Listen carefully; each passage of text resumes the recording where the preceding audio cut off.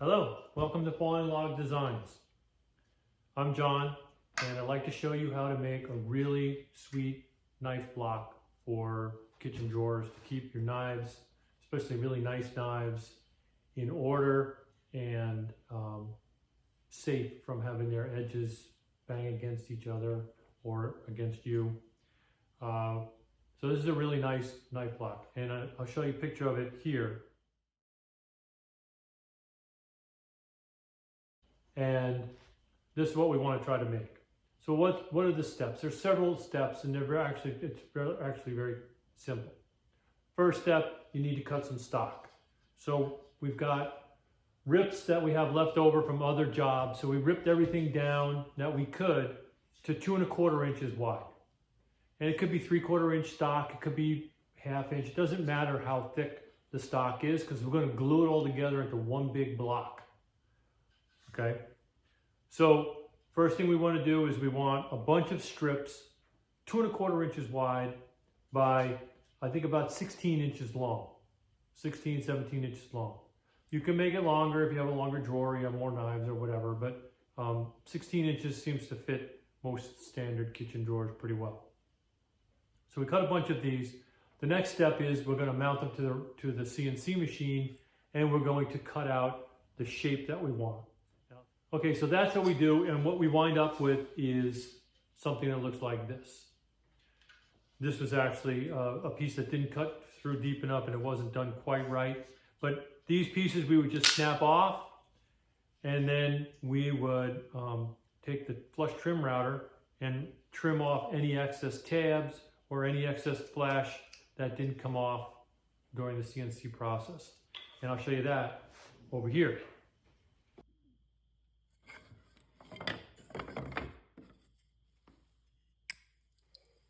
So this is a stack of the pieces that have come off the CNC machine and are ready to be trimmed. Those little tabs are left to put in there by the CNC software. We designed those in so that the way we had the piece clamped, it wouldn't pop out. So that held the piece in place. So those all had to be trimmed off.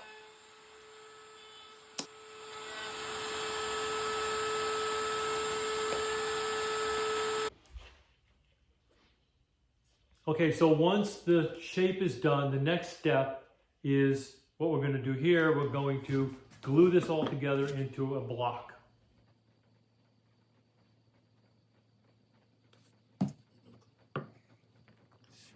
And we use the CNC machine to cut all these pieces, which was ideal because it makes them all exactly the same. Lining them up makes things very easy. Also makes it easier. There's less sanding to do. But you could, theoretically, you could have set up a template.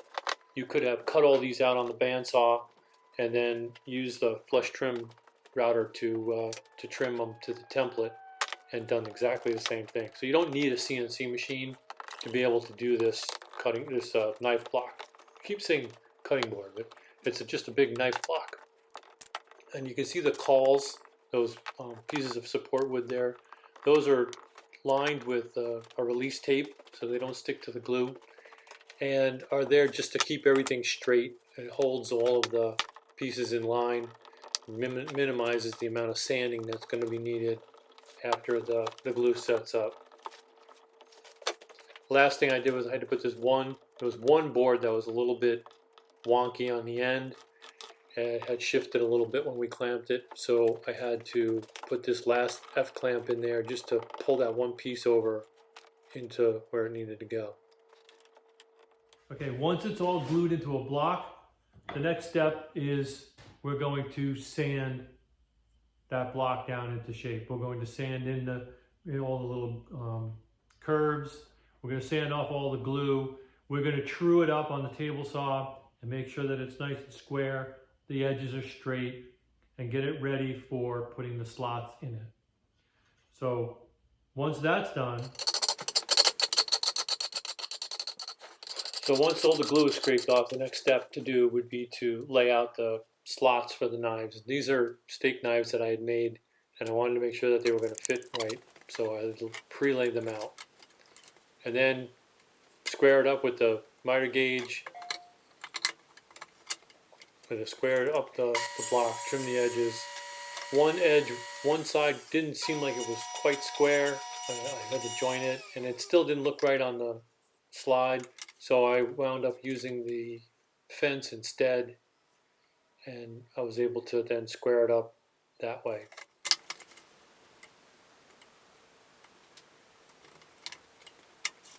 This way I can get a square end off, and then that made it easy enough to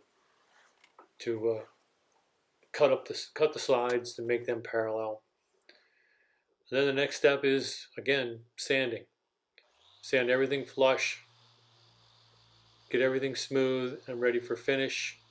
Has to be pretty much ready for finish at this stage, because once we cut the slots in, it's a little bit harder to sand. It starts tearing up the sandpaper, so it's a lot easier to sand this as a solid block.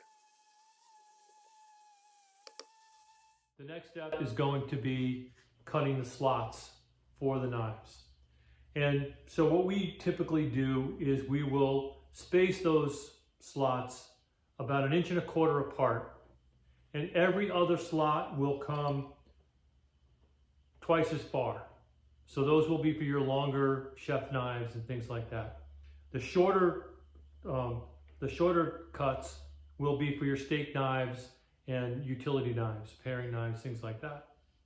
So every other cut is going to be long, and every other cut, alternating cuts, will be short. We'll set up a stop on the table saw, and I'll show you how to do that now.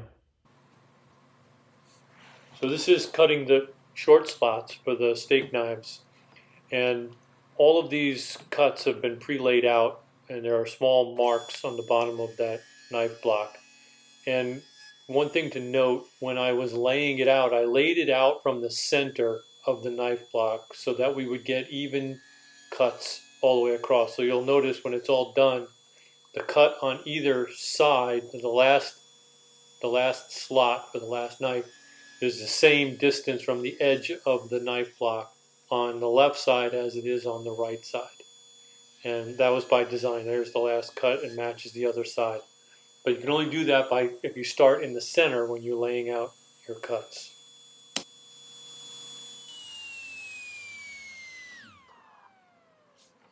So this is setting up the stop for the second cut.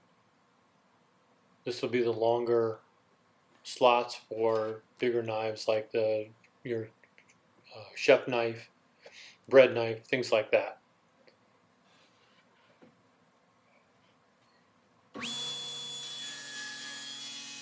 Once I made this cut and I took a look, I just needed to cut it just a little bit longer. Seems like a insignificant adjustment, but it made a difference in the look of the cutting or the knife block.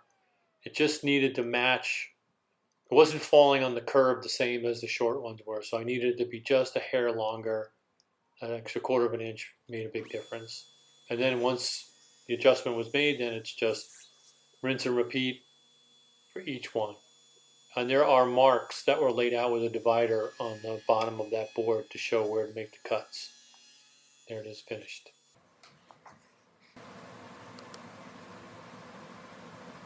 Now once that's done, it's really back to sanding again. We'll get everything sanded up, take care of any sharp edges, and put a nice finish on it. Typically we use a butcher block type of a finish because you are putting utensils in there. You know you're not really eating off of it. We like to use a food safe, usually a mineral oil or a butcher block type of a conditioner. And we'll use that on the knife block to get it ready to go.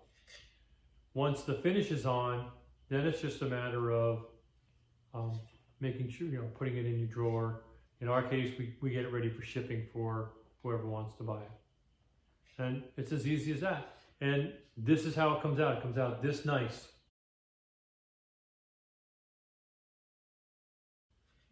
Okay?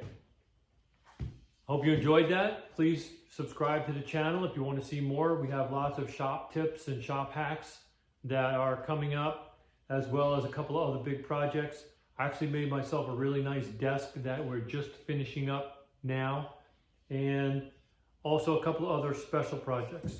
One of those projects is going to be this, and I will show you how to do that probably in the next video. But I'll show you, give you a sneak preview of what it is. So we cut this on the CNC machine, and we made ourselves a nice Paduke box and a lid that will fit it very nicely. And we used our 3D modeling software to model a heart on the top of it. And so this will work out. And there's also a piece of black leather that will go inside here. So this will make a really nice keepsake box or jewelry box for somebody of mine. In this case, this one is going to be for my wife for Valentine's Day. So this will be her little surprise. So I will show you step by step how to do this in the next video. Subscribe or keep watching for the next video to come out. It should come out in a couple of days. And I'll show you the steps involved in designing this on the software, and then cutting it out, and some little tricks and tips on how to do that without ruining the box.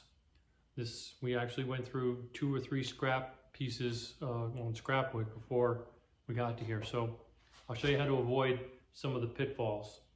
Okay? Like I said, if you like this kind of stuff, please hit the subscribe button and have a great day.